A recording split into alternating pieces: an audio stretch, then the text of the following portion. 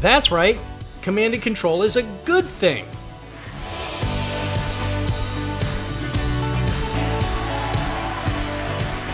Hi everybody, Jesse Fewell here with the latest episode of Morning Fuel. Whoa. Where you go and join me in my pre-coffee rants in the morning before I have my right mind on topics like innovation, collaboration, agility. So let's get started. Here we go with the think juice, the coffee. Yeah, give me.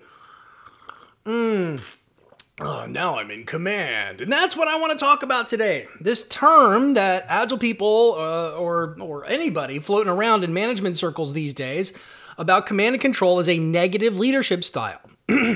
Well, isn't that lovely? That's not what it's meant to mean. It's not what it was meant to mean. Command and control refers to an organizational capability, an organizational competency. It comes out of the military term, the military in space, the military sector, and it's intended to describe some very important things. So first, let me give you the positive example. This is a leadership book that you've got to check out.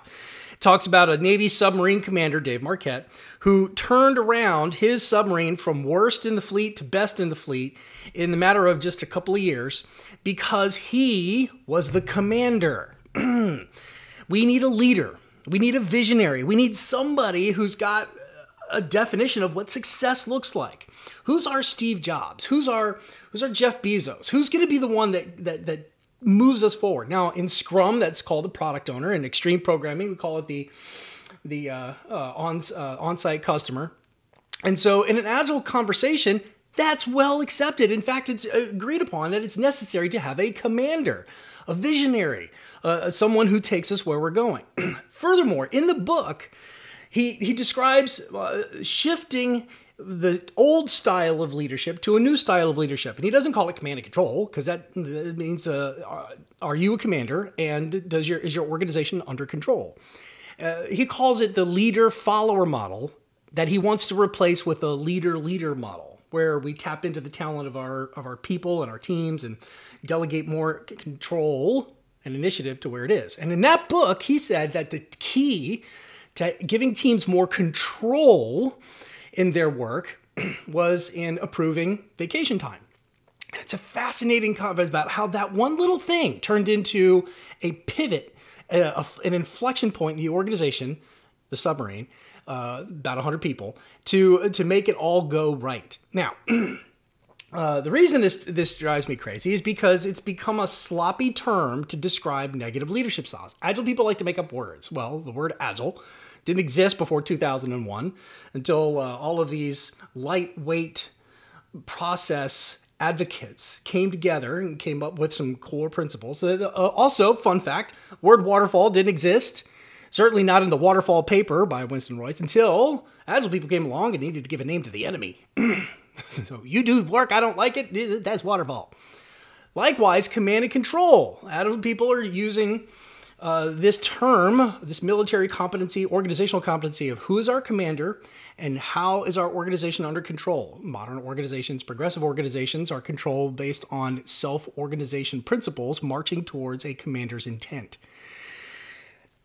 If you really want to talk about bad leadership, I recommend that you use better language. I recommend something like the Leadership Circle Profile, which describes specific competencies that we need from our leaders, as well as reactive tendencies.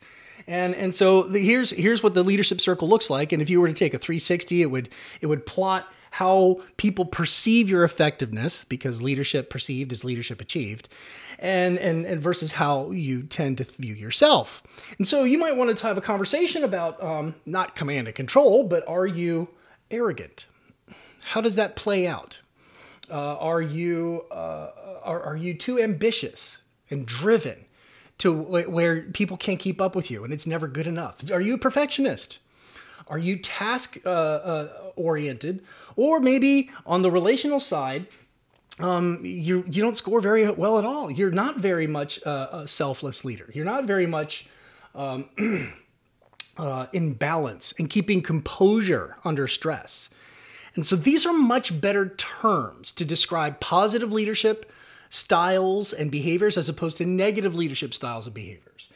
And Dave Marquet, in his book, he uses the contrasting term leader follower is the old way. I'm the center of gravity, and everyone orbits around me. Versus the leader model, where we're an ecosystem, a network of competent, capable decision makers towards the commander's vision, the leader's intent. So that's what is on my mind today. Hopefully, you can start using more precise terminology to describe what you want out of your leaders so that you don't just go waving a hand with blanket judgment statements like, you're a command and control leader. You're obviously old school. Okay, that's not helpful. If you're going to have a crucial conversation, use better terminology. I like this. I use it. You might try it. Thanks for listening. Hopefully you'll join me in the next episode of Morning Fuel. I need one more coffee. See you next time.